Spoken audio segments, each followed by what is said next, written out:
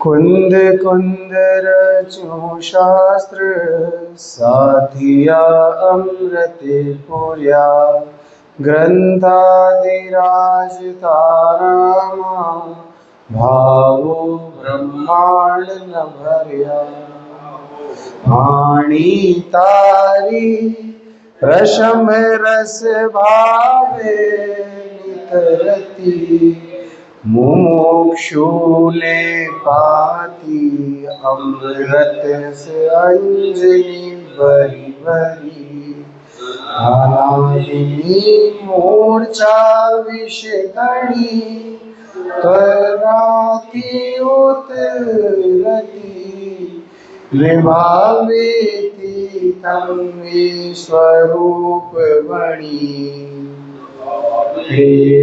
परिणति छे निश्चय ग्रंथ भंग सगड़ा व्यवहार ना भेदवा तुम प्रज्ञा चिड़ी ज्ञान ने उदयनी संधि छेदवा साधि साधक नो तुमान जगनो संदेश महावीर नो विसामो भव कलंकना हृदय नो तुम पंच मोती तनो सोनले रस निबंध तेल थाए जाने तने हृदय ज्ञानी कणा जड़ाए रुचिता जगतनी रुचियार से सो तुम लीजता सकल ज्ञायक देव लीजे बनाऊं पत्र कुंदन ना रत्नो ना अक्षरो लखी तथापि कुंद सूत्रों ना अंकाए मूल्य ना कदी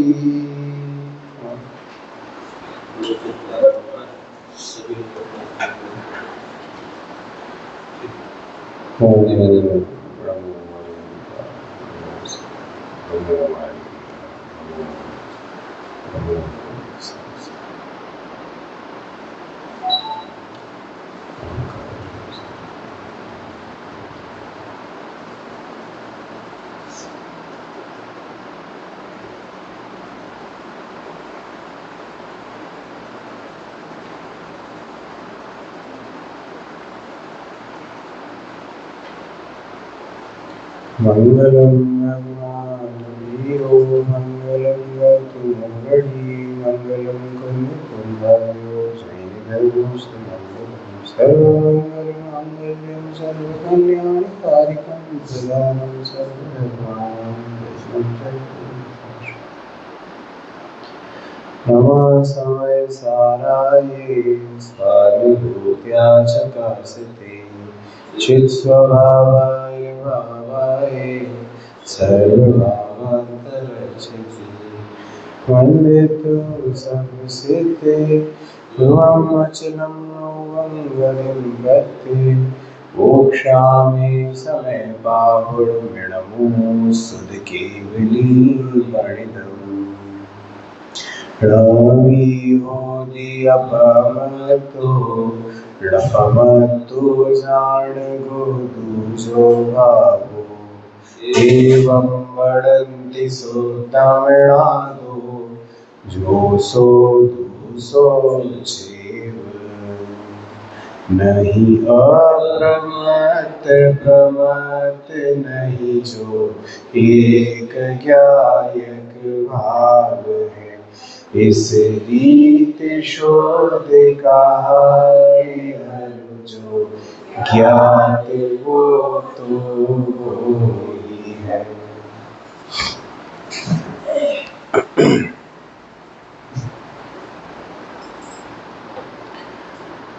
कुंद कुंद आचार्य देव ने शुद्ध आत्मा का स्वरूप कैसा बताया? हे गुरुदेव, ये शुद्ध आत्मा कैसा है जिसको जानना चाहिए? तो जो ज्ञायक भाव है वह अप्रमत्त भी नहीं है, प्रमत्त भी नहीं है, इस प्रकार इसे शुद्ध कहते हैं। और जो ज्ञायक रूप से ज्ञात हुआ वह तो वही है, अन्य कोई नहीं है। भावार्थ आइए, भावार्थ का देखिए, पहला वाक्य क्या है? अशुद्धता पर द्रव्य के संयोग से आती है। ये बात थोड़ा समझते आता है कि अशुद्धता कैसे आती है। लौकिक में भी जब आप कोई भोजन सामग्री बना रहे हैं, आप गेहूं सोध रहे हैं, चावल सोध रहे हैं, तो चावल के दाने के अलावा कोई और दाना यदि आपको दिखता है तो आप क्या करते हैं? तुरंत उस दाने को अलग कर देते हैं। क्यों? क्योंकि वो आपके लिए अशुद्धता है। अशुद्धता पर द्रव्य के संयोग से आती है। क्या समझा रहे हैं अमृतचंद्र आचार्य? कि अशुद्धता पर द्रव्य के संयोग से आती है। दूध में काला काला कण पड़ा है कोई, तो आप क्या कहते हो कि ये दूध शुद्ध नहीं है भाई साहब, इसमें कुछ पड़ा है, उसको अलग करो आप। तो परद्रव्य का जहाँ जहाँ संयोग होगा वो क्या कहलाएगी वस्तु? वो अशुद्ध कहलाएगी। अब ये कपड़ा है, हमने इसको धोकर रस्सी पे डाल दिया और ये सूख गया, अब ये शुद्ध है, और मैंने इसको जाके छू लिया, तो आप क्या कहोगे? अरे पंडित जी, आपने हमारी मंदिर की धोती अशुद्ध कर दी। क्यों? क्योंकि परद्रव्य का संयोग हुआ तो वो क्या हुई? अशुद्ध हुई। तो उसी भांति यहाँ क्या समझाते हैं कि अशुद्धता पर द्रव्य के संयोग से आती है। आगे का वाक्य देखिए, उसमें मूल द्रव्य तो अन्य द्रव्य रूप नहीं होता, मात्र पर द्रव्य के निमित्त से अवस्था मलिन हो जाती है। देखो यहाँ पर आत्मा की बात बताते हैं। जो जीव द्रव्य है ये कैसा है? शुद्ध है। परंतु यहाँ पर जो कर्मों का उदय है ना, ये कर्मों का उदय एक क्षेत्रावकाश संबंध लेके कर्म खड़े हुए हैं, और उनके निमित्त से ये जो पर्याय में विभाव परिणति दिख रही है, ये ही मात्र अशुद्धता भाषित होती है। ऐसा थोड़ा समझ में आता है कि नहीं आता है? ये विभाव परिणति और भाव परिणति। भाव परिणति क्या है? जो स्वभाव है वो है भाव परिणति, और स्वभाव के विरुद्ध जो है वो क्या है? वो विभाव परिणति। तो जो मेरा मिथ्यात्व है वो भाव परिणति है कि विभाव परिणति है?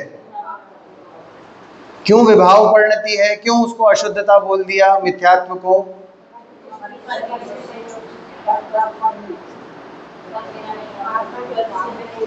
देखो, अब इसके दो उत्तर बनेंगे। सबसे पहले तो स्वभाव दृष्टि से उत्तर देंगे तो श्रद्धा गुण भाव रूप परिणमित नहीं हो रहा। तो श्रद्धा गुण कैसा है? श्रद्धा गुण में सम्यक परिणमन होना चाहिए तो वो भाव परिणमन होगा। यदि वो सम्यक ना होकर मिथ्या परिणमन हो रहा है तो वो क्या है? विभाव परिणति है। और वहां पर निमित्त रूप से क्या है? मोहनी कर्म का, दर्शन मोहनी कर्म का उदय है। दर्शन मोहनी कर्म का यहाँ पर देखिए वह सदी हुई बात लिखी है, निमित्त से, पर द्रव्य के निमित्त से। निमित्त उपादान थोड़ा सा समझ रखा है हमने। तो निमित्त की क्या परिभाषा है? जब कार्य होता है तब निमित्त पर दोष आता है, परंतु निमित्त उस कार्य का कर्ता होता है। बस वहां पर वर्तमान में निमित्त वहां पर होता है बस, परंतु वो कार्य का करता नहीं। तो उसी प्रकार से यहाँ पर जो अशुद्धता है ये विभाव परिणति है, ये श्रद्धा गुण की विभाव पर्याय है मिथ्यात्व। अभी जो मलिन अवस्था भासित हो रही है। परंतु ये विभाव मेरा नहीं है। देखिए, स्वभाव है वो मेरा है, ये विभाव जो है वो मेरा नहीं है। इसीलिए कैसा बोला? शुद्ध बोला। किसको शुद्ध बोला? सबसे पहले वाक्य में क्या लिखा हुआ था कि जो स्वयं अपने से ही सिद्ध होने से अनादि सत्ता रूप और विनाश को प्राप्त न होने से अनंत है, नित्य उद्योत रूप होने से क्षणिक नहीं है, स्पष्ट प्रकाशमान ज्योति है, जो एक ज्ञायक भाव है, वह कैसा है? शुद्ध कहलाता है। कषाय चक्रों से दूर है, पुण्य पाप से भिन्न है, इस समस्त पर द्रव्यों से भिन्न होता हुआ क्या कहलाता है? शुद्ध कहलाता है। कौन शुद्ध कहलाता है? आत्मा शुद्ध कहलाता है। और उस शुद्ध आत्मा का स्वरूप कैसा है? ज्ञायक भाव रूप है।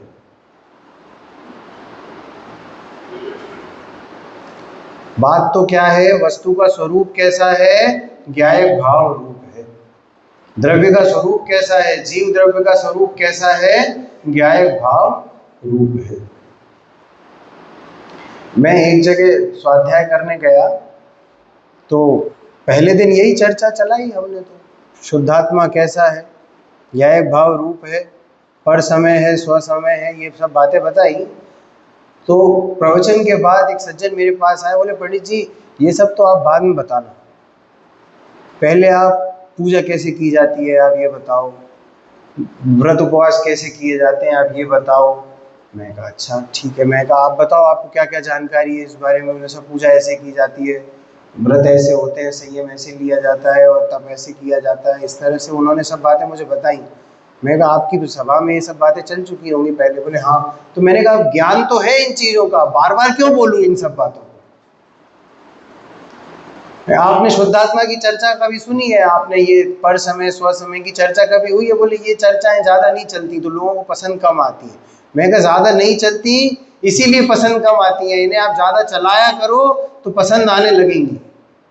जब उसमें अपना सुख भाषित होगा, अपना हित भाषित होगा, तो ये चर्चाएं तुम्हें पसंद आने लगेंगी। ये तो वही बात हो गई कि आप डॉक्टर को दिखाने गए, ये भाई साहब शायद कैटरेक्ट का ऑपरेशन कराने वाले हैं, तो अब आप डॉक्टर को दिखाने जाओगे और डॉक्टर के पास क्या बोलोगे कि ये आँख से अब बराबर दिखाई नहीं देता। तो डॉक्टर जांचेगा, आपको बोलेगा कि हाँ ठीक है, रोग पकड़ में आ गया है, आपको मोतियाबिंद है, कैटरेक्ट है आपको। तो एक पर्दा बन जाता है, उस पर्दे को हम हटा देंगे तो आप सही हो जाओगे।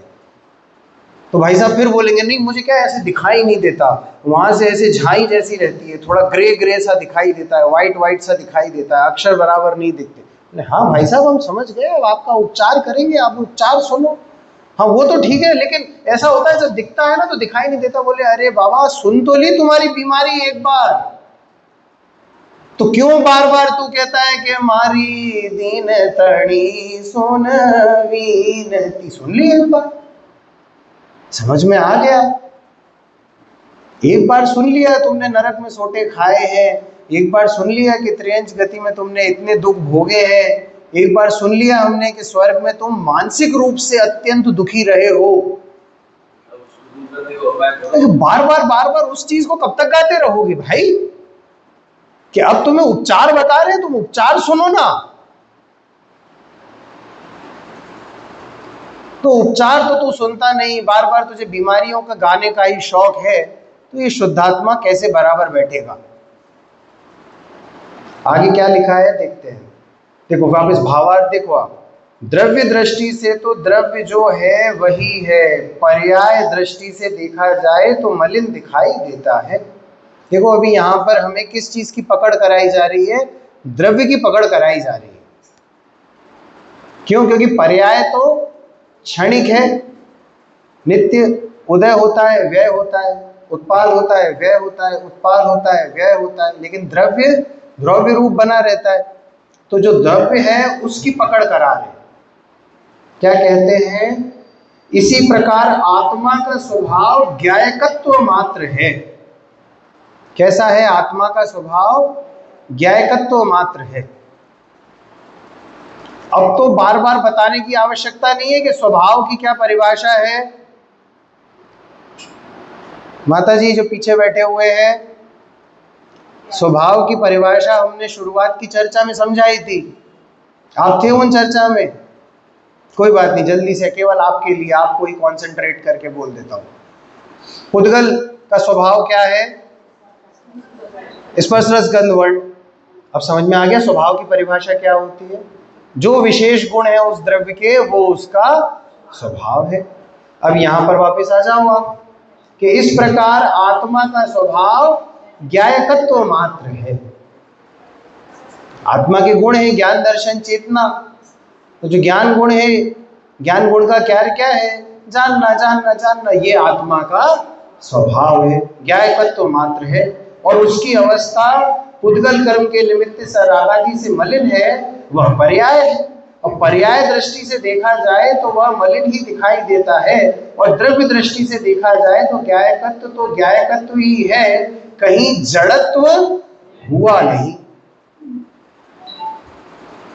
देखो, जब ये मलिन अवस्था को जान रहा था तब भी ज्ञायक था, जब शुद्ध अवस्था को जानेगा तब भी ज्ञायक ही रहेगा। तो ज्ञायक भाव तो जैसा शुद्ध था वैसा का वैसा ही अभी भी शुद्ध ही है। देखो फिर से शुरू करो आप। पहला सेंटेंस क्या लिखा था? अशुद्धता तो पर द्रव्य से आती है। अशुद्धता तो पर द्रव्य से आती है। भाई साहब, ये आपके पेपर यहां से ले लेना। अभी एक बच्चा है तो आपने जी जी। अशुद्धता तो कैसे आती है? पर द्रव्य से आती है।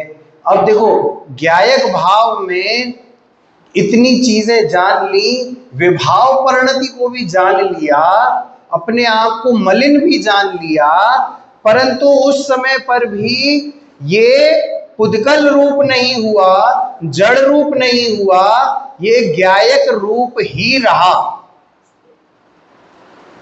इससे क्या बात पकड़ में आती है कि ज्ञायक तत्व तो उस समय पर भी शुद्ध ही था।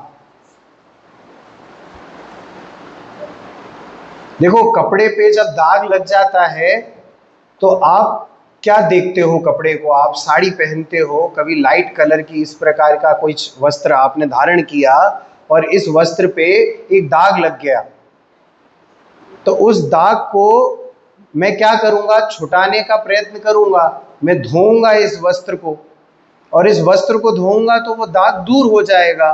तो मेरे श्रद्धान में क्या पड़ा था बाबूजी? कि ये वस्त्र शुद्ध है। क्यों? क्योंकि ये जो दाग है ये हट जाएगा। तो परिणति में क्या पड़ा हुआ है? ये भाई साहब को दे दो। ये परिणति में क्या पड़ा हुआ है? कि ये वस्त्र शुद्ध है, अभी वर्तमान में शुद्ध है। ये तो जो दाग लगा है ना, ये विभाव परिणति है, ये तो मिट जाएगी अभी। यदि मैं इसको धोऊंगा तो ये दाग मिट जाएगा, ये विभाव परिणति मिट जाएगी और वापस शुद्धता प्रकट हो जाएगी इस वस्त्र की। तो उसी प्रकार से ये ज्ञायक तत्व तो शुद्ध ही है, अशुद्धता तो इसमें आई ही नहीं। आप समझ रहे हो द्रव्य पे दृष्टि लाने का क्या प्रयत्न कर रहे हैं? जो चीज शुद्ध है वो शुद्ध ही रहने वाली है, और अगर अशुद्धता उसमें आ गई तो फिर वो कभी शुद्ध नहीं होगी। ऐसा आप समझो थोड़ा सा। इसीलिए ये शुद्ध ही है। कब से शुद्ध है? टीका से पढ़ो। पहला क्या? अनादि से शुद्ध है। और दूसरा वाक्य क्या लिखा टीका में? कब तक शुद्ध रहेगा? अनंत काल तक शुद्ध रहने वाला है। इसीलिए आत्मा से पहले विशेषण क्या प्रयोग किया सुखमाल भाई साहब? शुद्ध आत्मा। एक एक शब्द समझने जैसा है। ऐसे ही थोड़ी एक नए नए सज्जन आए, गुरुदेव श्री के प्रवचन हमने उनको सुनाए, भले जीव थे, भद्र परिणामी थे। गुरुदेव श्री के प्रवचन सुने उन्होंने, पूरा 1 घंटा प्रवचन सुना, और प्रवचन सुनने के बाद बोले कि गाथा तो हाल समझ में आ गई, तो पूरे 1 घंटे तक एक ही लाइन पे क्यों चर्चा चलती रही? तो हमने उनको बोला कि भाई ये जो विशेषण दिए हैं ना ये आत्मा के, कि आत्मा शुद्ध है, बुद्ध है, ज्ञायक है, ये एक एक शब्द विशेषणों की अगर 2-2 घंटे भी चर्चा की जाए ना गुरुदेव श्री के साथ तो भी कम है। वो तब तक समझाएंगे जब तक तुझे भाव भासना ना हो जाए। देखिए, गुरु भी शिष्य को देखकर बात करता है। जब उन्हें दिखेगा कि शिष्य भली भांति पढ़ा लिखा है, समझा हुआ है, इसको तो मात्र इसकी शंका दूर कर दी जाए तो ये ज्ञानी हो जाएगा, तो उतने ही शब्द बोले जाएंगे। और यदि देखा कि शिष्य तो कोरी स्लेट है, इसको तो अभी बहुत कुछ समझाना है, तो उस हिसाब से बात की जाएगी। ऐसे ही थोड़ी, देखो टीका लिख के भी तो काम चल सकता ना, भावार्थ लिखने की जरूरत क्यों पड़ गई?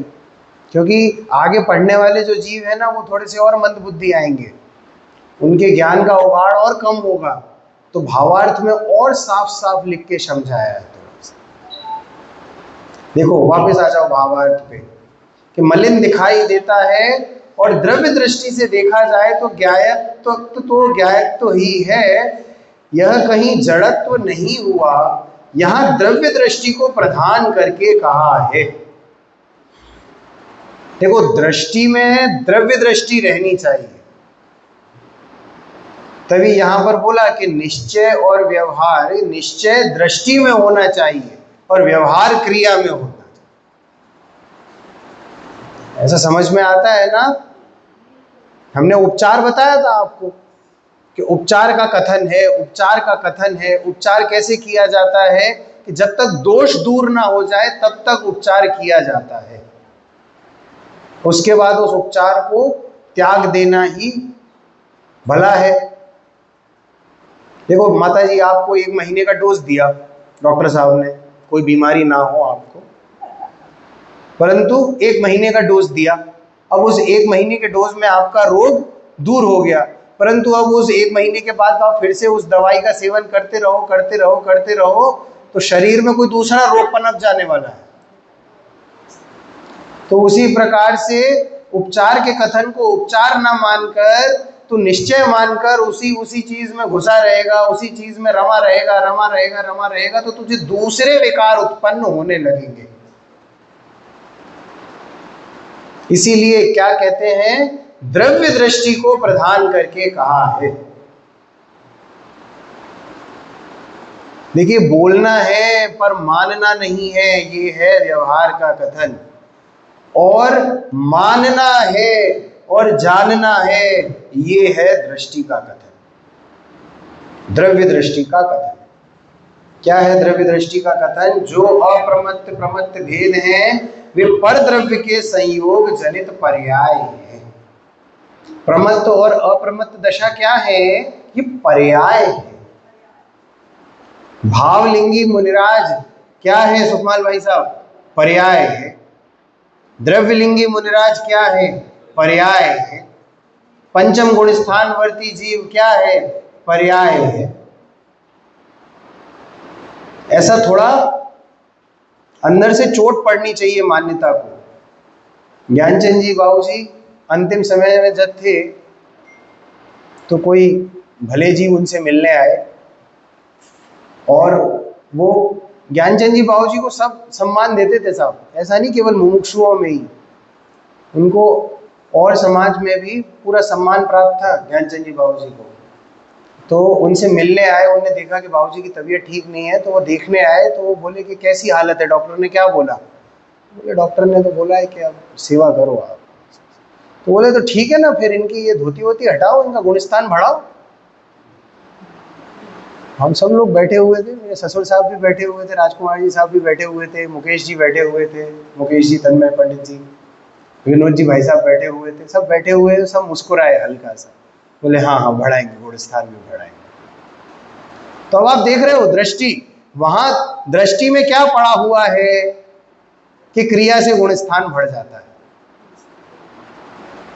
परंतु गुणस्थान का सच्चा स्वरूप जब समझेंगे तब समझ में आएगा कि गुणस्थान का ऊपर और नीचे होना श्रद्धा और चारित्र गुण की पर्याय है। यहाँ भार की क्रिया से गुण स्थान यदि ऊपर नीचे होते तो हम अपना गुण स्थान कब का बदल लेते। तो आप समझ रहे हो, दृष्टि शुद्ध होनी चाहिए। दृष्टि शुद्ध होगी तो शुद्धात्मा शुद्ध भाषित होगा, अन्यथा तो मलिन ही दिखता रहेगा, है ना।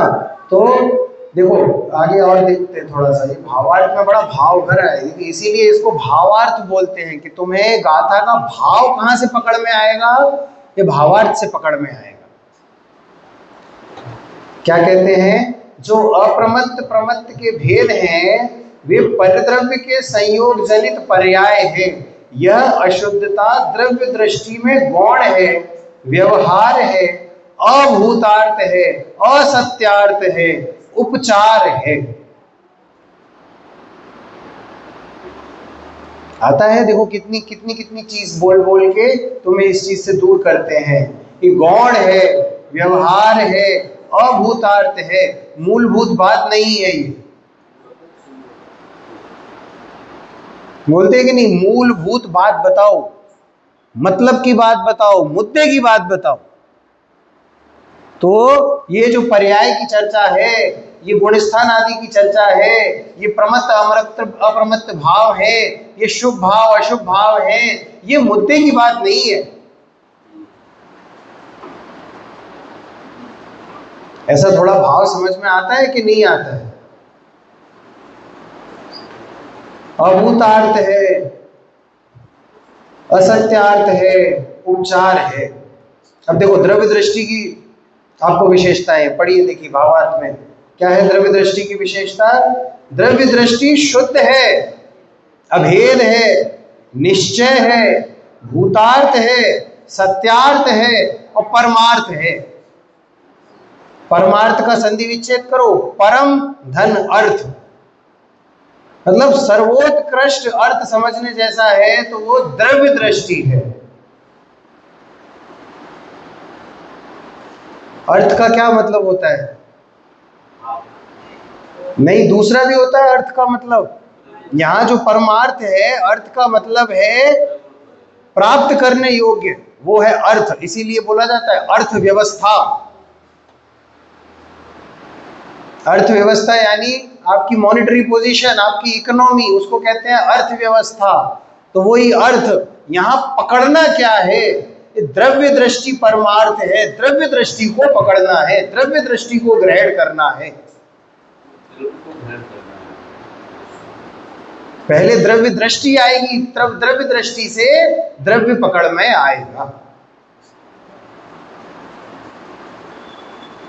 तो परमार्थ है, इसीलिए आत्मा ज्ञायक ही है। देखो आत्मा की जब भी चर्चा होती है तो आत्मा के गुणों का बखान आना चाहिए। आत्मा शुद्ध है, आत्मा बुद्ध है, आत्मा ज्ञायक है, सुख का भंडार है। बहनश्री तो बोलती थी आत्मा तो अनंत विभूतियों से भरपूर है, अनंत गुणों की राशि है, अनंत गुणों का विशाल पर्वत है।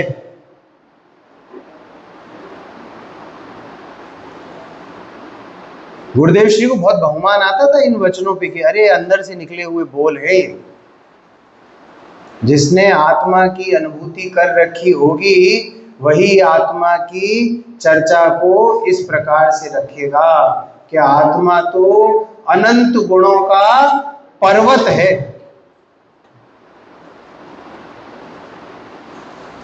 ऐसे ही थोड़ी होता है कि सर्वार्थ सिद्धि के देव आत्मा के एक एक गुणों की चर्चा असंख्यात वर्षों तक करते रहते हैं।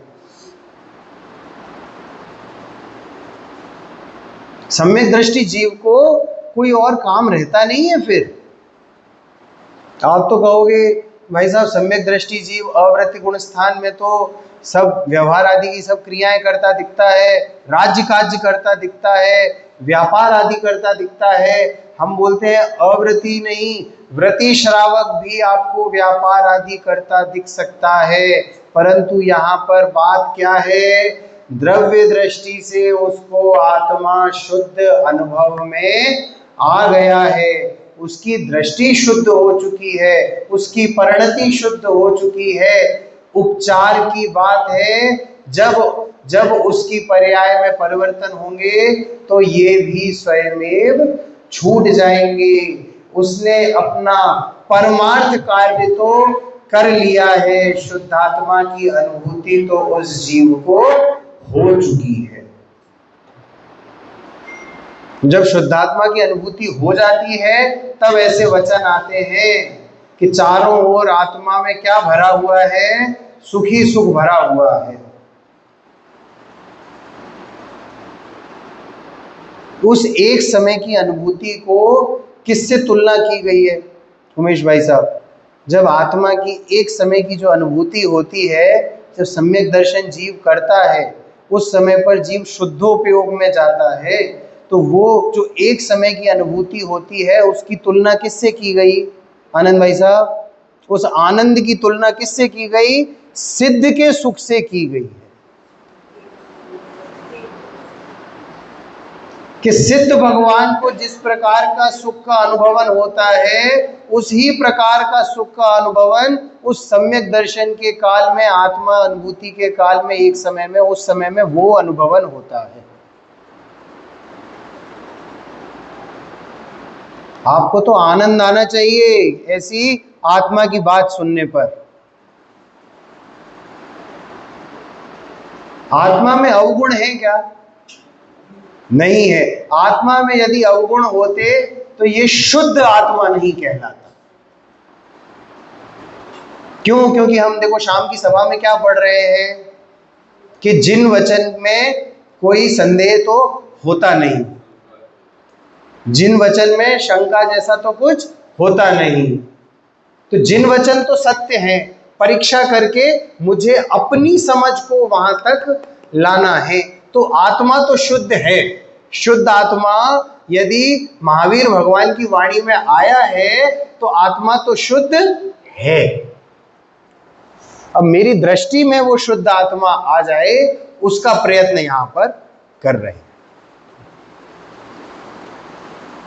बताओ भाई साहब, सबसे पीछे वाले भाई साहब, शायद आप शिविर प्रभारी हैं, वीरेंद्र जी भाई साहब।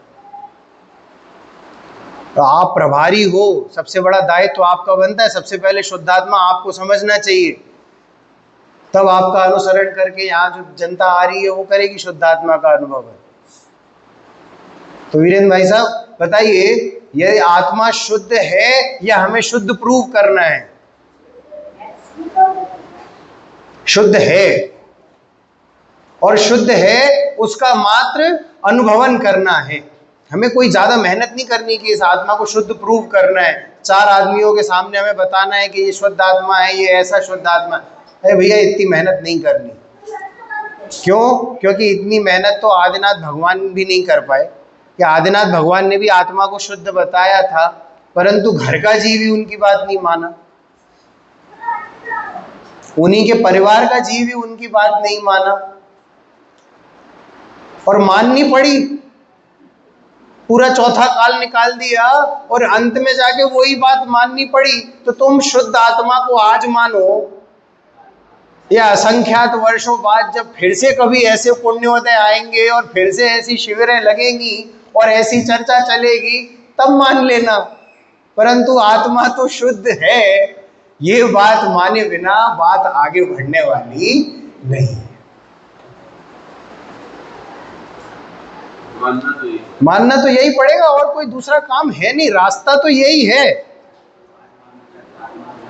तो भैया ग्वालियर जाना है कि मैं वाया गुना होता हुआ वहां से चला जाऊं, बोले घूम फिर के पंडित जी आपको रोड तो यही पकड़नी पड़ेगी। आप चाहे कोई से भी बाईपास पकड़ आओ, कोई से भी चीजें घूम आओ, आपको ये गुरुद्वारे चौक से तो निकलना ही पड़ेगा। यदि ये वासपूत जिनालय आना है तो ये गुरुद्वारा चौक तो आपको पार करना ही पड़ेगा। तो उसी प्रकार से यदि तुझे मोक्षपुरी में जाना है तो ये शुद्धात्मा का ध्यान किए बिना मोक्षपुरी में जा सकता नहीं। आत्मा तो शुद्ध है, तुझे मानना है, ये कार्य तेरा है। ऐसे आत्मा के दर्शन के लिए जीव ने कभी सच्चा कौतूहल किया ही नहीं। यही कौतूहल नहीं किया तूने, सब कौतूहल किए हैं। तूने 8 कर्मों को जाना है, तूने 8 कर्मों का स्वरूप समझ रखा है, किसकी कितनी प्रकृति होती है ये समझ रखा है, कौन से कर्म से कौन से बंद होते हैं ये समझ रखा है, नाम कर्म की कितनी प्रकृति होती है ये समझ रखा है, कौन से पाप के कारण कैसा शरीर मिलता है ये समझ रखा है, परंतु ये शुद्ध आत्मा कैसा है इस बात को समझने का कौतूहल आज तक किया नहीं। देखो बेटा, सब बच्चे यहाँ पर शोर मत करो, चुपचाप ऊपर चले जाओ, जाओ जाओ जाओ।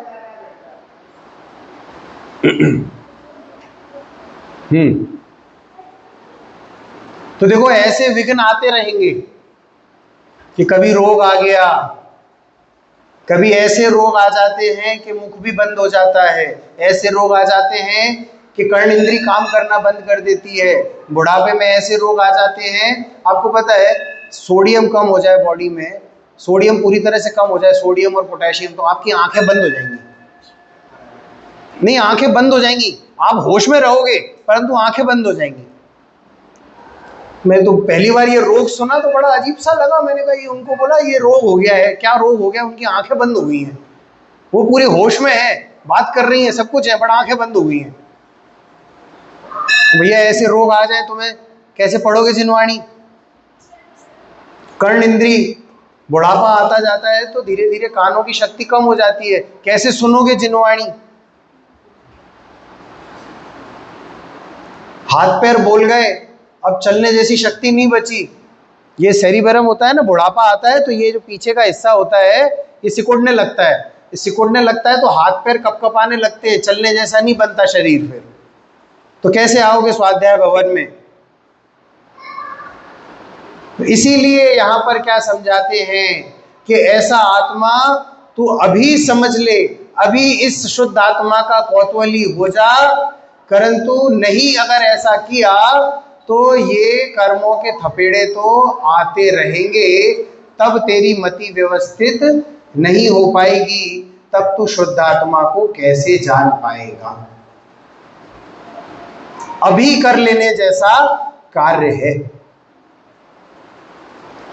मद्रास यूनिवर्सिटी जब पुरानी है, बहुत पुरानी मद्रास यूनिवर्सिटी है, मद्रास यूनिवर्सिटी के जो पुराने छात्र हुआ करते थे वो पढ़ते थे बाबूजी, तो वहाँ पर उनका वेशभूषा ऐसी रहती थी कि उनको चोटी करके रखना पड़ता था, बाकी सब बाल हटा दो, केवल चोटी रखो, तो तुम्हारा ध्यान बालों में भी जाएगा नहीं, तुम्हारा ध्यान केवल पढ़ाई पर होना चाहिए। तो और सब और ज़्यादा कपड़े नहीं, केवल लुंगी पहननी है और एक ऐसा दुपट्टा जैसा लेना है, कपड़ों में भी तुम्हारा दिमाग ज़्यादा जाना नहीं चाहिए, तुम्हारा ध्यान केवल पढ़ाई में होना चाहिए। तो जब वो बच्चे पढ़ने बैठते थे तो वो अपनी चोटी को ऐसे पीछे दीवार पर रस्सी से बांध लेते थे कि नींद आए तो चोटी खींचेगी ना तो नींद उचक जाएगी। तो इस प्रकार से सचेत अवस्था में बैठकर आत्मा समझ में आएगा। नींद नहीं आनी चाहिए आत्मा को समझने के समय पे। इतना जागरूक होकर जब तू बैठेगा तब यह आत्मा ख्याल में आएगा। बात ख्याल में आती है? नहीं आती पंडित जी, नींद आती है।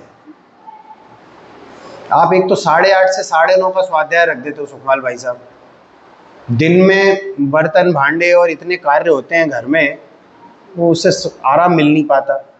9 बजे के बाद तो झपकियां ही आती हैं, ख्याल तो आता नहीं है कुछ।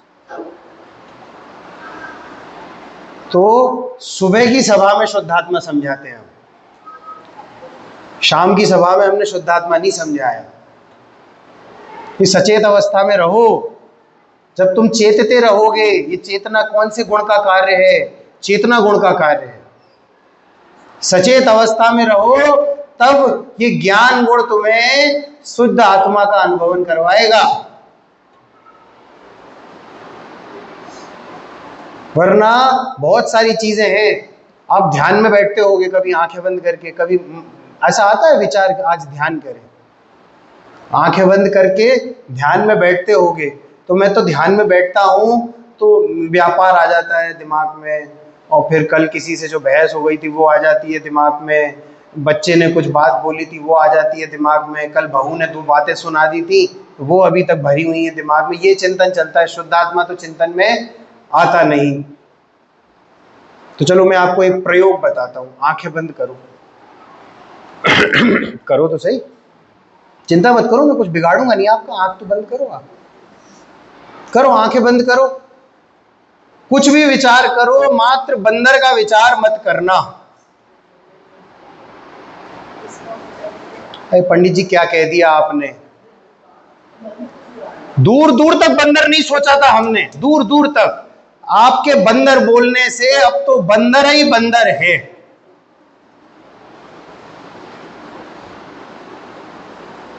ये स्थिति जब आप आत्मा का विचार करने बैठते हो ना, ये स्थिति आपके संग पैदा होती है। आप क्या करते हो, आप जितने भी ये जो विभाव है ना, ये सांसारिक कार्य हैं जो आपके ज्ञान में झलक रहे होते हैं उस समय पे, आप इनको अपने ज्ञान से दूर करने का प्रयास करते हो कि ये विचार में नहीं आए, ये विचार में नहीं आए, ये पाप की क्रियाएं विचार में नहीं आए। तो तुम भगाने का कार्य करोगे ना, तो वो तो निरंतर तुम्हारे ज्ञान का विषय बने रहेंगे। क्यों? क्योंकि तुम निरंतर उन्हीं का तो विचार कर रहे हो, तभी तो वो विचार से दूर करने का प्रयास हो रहा है। देखो, ज्ञान में ये कभी तुम्हारे डिस्टरबेंस नहीं पैदा करते। यदि डिस्टरबेंस पैदा करते तो केवल ज्ञानी सुख नहीं भोग रहे होते। उनके ज्ञेय का तो कितने ज्ञेय हैं उनके ज्ञान में। ज्ञान में 3 लोक झलक रहा है, और 3 लोक का मैंने थोड़ा विवरण आपको बताया था, ऐसा छोटा मोटा नहीं होता। 3 लोक क्या क्या उनके ज्ञान में झलक रहा है, परंतु लक्ष्य उनका उन ज्ञेयों पर नहीं है। तो आपका लक्ष्य क्या रहना चाहिए? जब ध्यान की प्रक्रिया में आप बैठे हों, जब आप ऐसे आंखें बंद करके बैठे हों, तब आपका ऐसा होना चाहिए। देखो, प्रयास कैसा करना चाहिए कि हूँ तो जो जानने वाला है सो मैं हूँ, ये जो जानने की क्रिया कर रहा है वो मैं हूँ, ये जो जानने का कार्य हो रहा है ना, ये जो अंधेरा दिख रहा है, ये अंधेरे को जो जान रहा है वो मैं हूँ। अब इस बीच में कोई आवाज़ आई कि बच्चे ऊपर पूजा कर रहे हैं, तो आपको लगा अरे ध्यान भंग हो गया। अरे नहीं, ये जो बच्चे पूजा कर रहे हैं ये ज्ञेय है, पूजा कर रहे हैं, आवाज़ें आ रही हैं, बस ये जानने का कार्य हो रहा है, ये भी जानने का कार्य हो रहा है, ये भी जानने का कार्य हो रहा है, और मैं इसका ज्ञाता हूँ। और जो जानने का कार्य कर रहा है वही मैं हूँ, यही जानने का जो कार्य कर रहा है वही मैं हूँ। इसी को कहते हैं कि सविकल्प से निर्विकल्प दशा होती है। एकदम से निर्विकल्प दशा नहीं आ जाएगी आपकी, सविकल्प से निर्विकल्प दशा आएगी। तुम्हारा ध्यान जाननहार पे रहना चाहिए। थोड़ा सा सूक्ष्म विषय होता है, समझना क्या है और समझना किसको है और समझना कैसे है, ये बातें थोड़ा ख्याल में रहनी चाहिए। गुरुदेव श्री से एक बार प्रश्न हुआ बाबूजी कि गुरुदेव श्री, सम्यक दर्शन होने में ज्ञान की भूल है कि श्रद्धा की भूल है? तो लोग भी समझदार होते थे, शिष्य भी ज्ञानवान होता है तभी वो ऐसा प्रश्न पूछता है कि उससे और 4 शिष्यों को भी लाभ मिले। तो गुरुदेव श्री भी समझ गए कि ये क्या पूछना चाहते हैं। तो गुरुदेव श्री ने क्या उत्तर दिया? पोतानी भूल छे, न ज्ञान की भूल है न श्रद्धा की भूल है, स्वयं की भूल है, पोतानी भूल छे। ये जीव सब तरफ से झुकता है परंतु अंदर में नहीं झुकता ना, यही भूल है। तो सब तरफ को झुकने को तैयार है परंतु अपने तरफ झुकने को तैयार नहीं, यही भूल है। पर की तरफ निरंतर झुका जा रहा है कि हे वासुपूज्य स्वामी, हे बाहुबली स्वामी, हे आदिश्वर स्वामी, हे महावीर स्वामी, ये पर की तरफ झुका जा रहा है। थोड़ा समझने जैसी बात है ना समझे तो जीव यहां से विरोध लेकर भी उठ सकता है,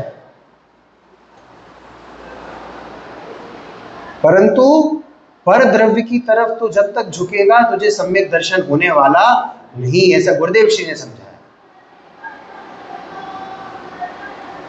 विद्यमान शक्ति को तो तूने अविद्यमान कर रखा है।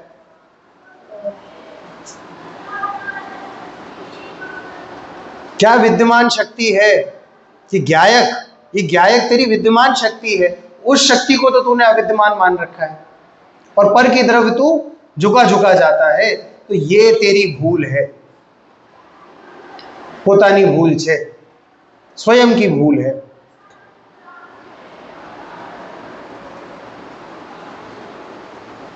मेरे अंदर जो ये ज्ञायक की शक्ति है, ये कैसी शक्ति है? इस शक्ति को विशेषण दिया त्रिकाली शक्ति है। कैसी शक्ति है? त्रिकाली शक्ति है। सबसे मजबूत शस्त्र त्रिशूल को माना जाता है, तो उसी प्रकार से सबसे शक्तिशाली शक्ति जो है वो ज्ञायकत्व की शक्ति है, त्रिकाली शक्ति है। भूतकाल में भी, वर्तमान काल में भी और भविष्य काल में भी रहने वाली शक्ति है, और इसको पहचानता नहीं, इसीलिए सम्यक दर्शन होता नहीं। आ भूल है, ये भूल है, और इस भूल को समझ जाओ तो ये भूल टल जाएगी। देखो, गलती को गलती मानोगे तब तो गलती को दूर करने जैसा प्रयास होगा, गलती को गलती नहीं मानोगे तो दूर करने जैसा प्रयास तो तीन काल में होने वाला नहीं। तो देखो, भावार्थ को और थोड़ा सा पढ़ लेते हैं हम, फिर हम आपसे भावार्थ पूछेंगे।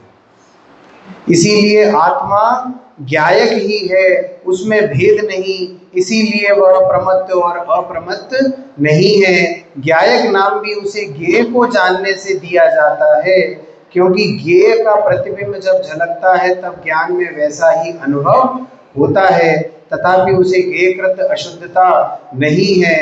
इस बात को हमने अपनी पहले की चर्चाओं में पहले ही समझ लिया। ज्ञेयकृत अशुद्धता ज्ञान में होती नहीं, क्योंकि जैसा ज्ञेय ज्ञान में प्रतिभासित हुआ वैसा ज्ञायक का ही अनुभव करने पर ज्ञायक ही है।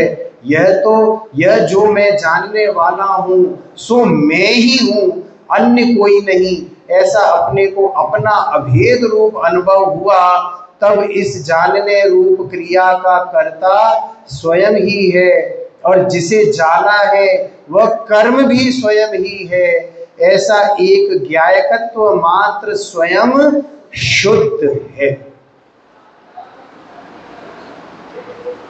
ये छठी गाथा का पूरा भाव हमने पिछले 6 दिनों में समझा, और अब आपने क्या समझा ये बताने का क्षण है।